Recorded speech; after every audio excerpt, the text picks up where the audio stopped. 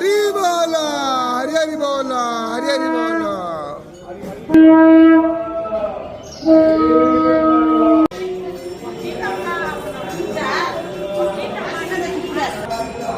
हरी बोला, हरी हरी बोला, हरी हरी बोला.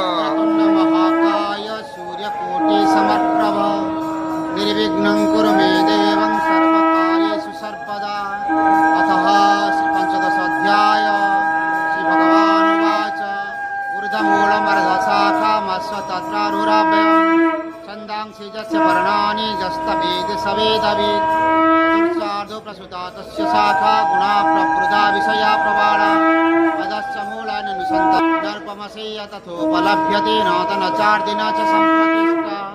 अश्वत्थमेन सुविरूढमूलमसङ्गशस्त्रेण दृढेन चित्वा ततपदा तत्परिमार्गितव्यं यस्मिन् गता न निवर्तन्ते.